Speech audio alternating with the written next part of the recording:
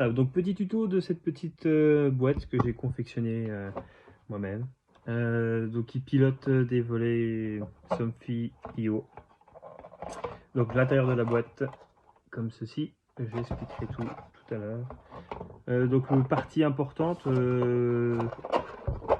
les interrupteurs. Donc bien prendre des interrupteurs. Donc voilà, par exemple un exemple concret, tout neuf. Hop. Donc c'est des interrupteurs supplémentaires, hein. Donc avec les volets j'en ai qui sont livrés, mais c'est des tactiles qui sont dans chaque chambre et pièce. Et donc du coup j'ai commandé en plus des interrupteurs que j'ai trouvé sur le bon coin, on en trouve plein à des prix très raisonnables. Les 13 interrupteurs 120 €, donc c'est très correct. Donc des interrupteurs avec des switches, très important, car on va utiliser ces switches pour piloter les volets. Donc on peut appareiller par volet plusieurs télécommandes. Donc du coup, pour nous, c'est très utile. Donc du coup, pour le déboîter, tout simplement, on pousse sur l'arrière.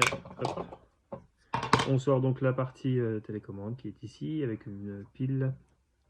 Donc on va enlever tout ça. Donc il vous faudra des petits tournevis de précision, car il y a des toutes petites vis Torx en 1 ou 2, je crois, vraiment très petites. Donc on commence déjà en premier temps à retirer évidemment la pile. Hop. Voilà. Donc celle-ci, on n'en aura plus besoin. Hein, donc vous pouvez l'utiliser pour une télécommande de voiture ou une autre télécommande. Voilà. Donc la pile étant retirée, on enlève le petit autocollant qui est ici car il y a des vis qui se cachent en dessous. Voilà. Donc ici vous voyez donc les 3 vis qu'il faut enlever. Donc c'est du Torx 4, hein, très petit.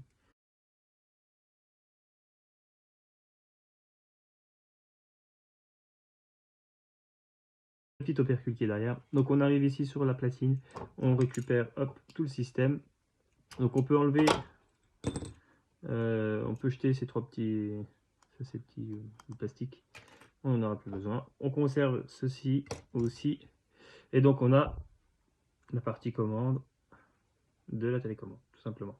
Donc ici on voit bien, donc il y a bien les 3 switches, hein, montée, maille, position maille.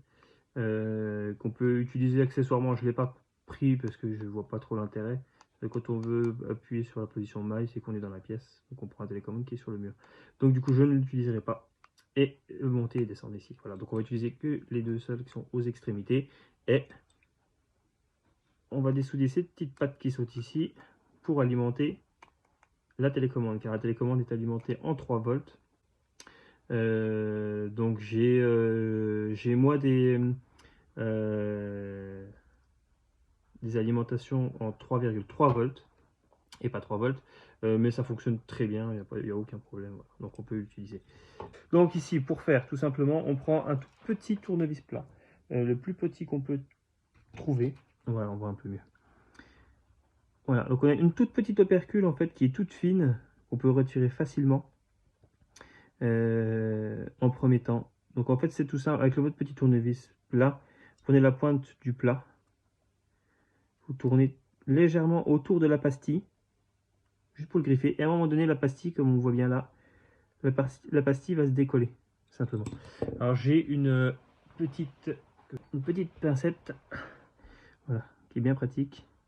Donc on retire cette petite opercule qui est ici. Celle-là, on ne la gardera pas, on pourra l'acheter. On fait de même pour l'autre. Au centre, on a donc un contact et à l'extrémité, un deuxième contact. Donc c'est très petit. Évidemment, et pas idem sur l'autre. Donc on a un commun entre les deux. De mémoire, c'est celui qui est à l'extrémité autour. C'est le même, ce sont avec un multimètre, vous pouvez tester. Bon, moi je n'ai pas pris, on pourrait, si vous voulez, utiliser que 3 fils, c'est-à-dire un commun, un retour ouverture et un retour fermeture par exemple. Donc moi j'ai simplement utilisé 4 fils, comme ça au moins on est sûr de ne pas se tromper. Donc on retire tout simplement le petit bout de plastique blanc et c'est là où il faut faire très attention. Ici, en fait, on va pousser légèrement avec le tournevis plat. Alors moi, ce que je fais levier avec mon pouce, tout simplement. Et on arrive, voilà. Si on fait tout doucement. Parce qu'en fait, le plus important, c'est de ne pas abîmer la carte électronique. Car de toute façon, les petites lamelles, on va les retirer. Donc c'est pas gênant, même si vous verrez une toute petite patte casse, parce qu'elles sont très très fragiles, c'est pas grave. Puisqu'on va souder. Alors j'ai fait plusieurs essais au début. J'ai soudé directement, j'avais réussi à laisser les pattes dessus, vous verrez les petites pattes qui sont soudées sur la carte, j'avais réussi à les laisser.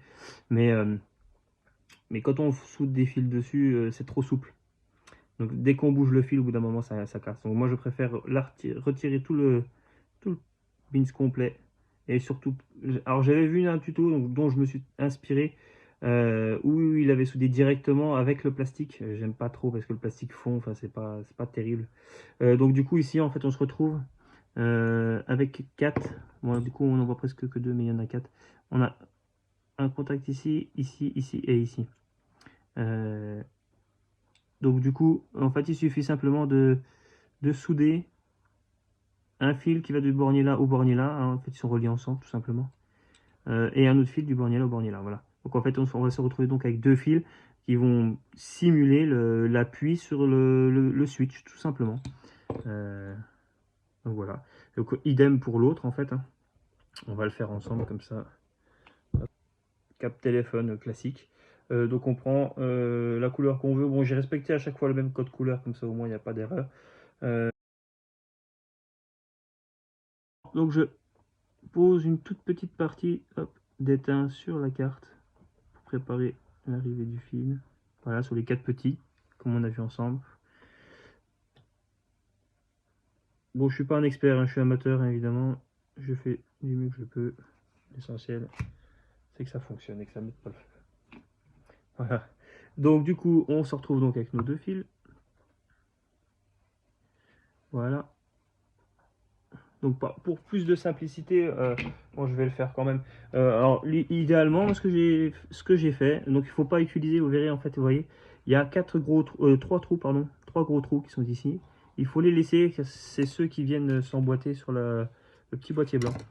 Donc du coup, en fait, pour nous c'est pas mal, puisqu'on se retrouve avec donc 2 petits trous à l'intérieur qui ne sont pas utilisés, et nous on va les utiliser pour passer nos petits fils.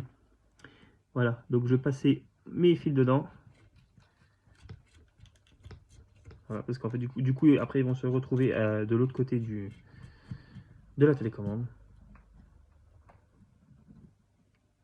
Voilà. Hop.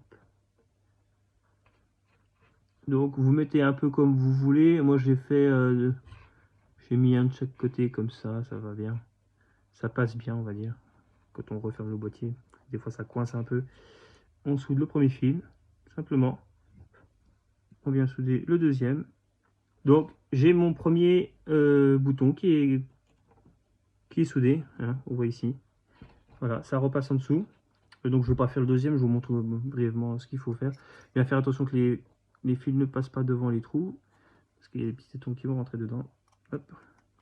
Grosso modo, on passe ça dans la télécommande. Vous refermez le petit boîtier en passant tous les fils. Bon, moi je les ai passés par le trou de la pile tout simplement. Et donc pour l'alimentation, bah, c'est tout bête. Hein. On prend une petite pince pour pas se cramer les doigts, évidemment. Un coup d'étain, on chauffe la plaquette et on retire le petit bornier, tout simplement. Et dessus, on viendra donc souder. En fait, donc on a le plus et le moins. Même principe, hein. En fait, on vient souder nos fils, en fait, hein, tout simplement, sous le plus et sous le moins. Hein. Il n'y a rien de sorcier. Hein. On soude ici le plus, le moins, voilà. Une fois que tout ça est fait, on peut refermer le boîtier et on fait ceci à chaque volet. Donc après, du coup, une fois qu'ils sont tous faits, hein, ils s'emboîtent tout simplement, ils tiennent, parce qu'il y a des petits crochets en fait, tout ça, ils tiennent tout seuls. Donc vous voyez, il y a toutes mes tresses en fait qui passent par là. Donc là, j'ai 3 paires en fait à chaque fois, montée, descente et alimentation. Et le schéma et le restant de la carte. Donc du coup on a notre ESP qui est ici, enfin c'est un node MCU exactement. Les 4 platines de relais, donc il y a 4 relais à chaque fois, donc ça nous fait 16, puisque moi j'ai 8 télécommandes, donc un relais pour les monter et un relais pour les descendre sur chaque télécommande. Un transfo ici pour alimenter donc 230 volts, 230 volts, 5 volts. Donc j'alimente en 5 volts mon node MCU et 5 volts mes relais, tout simplement. Et j'ai une sortie 3 volts qui est automatiquement sur le node MCU pour alimenter tous mes interrupteurs. Voilà, donc on est en 3 volts. Donc c'est parfait. Et voilà. Et après, il n'y a plus que la partie programmation.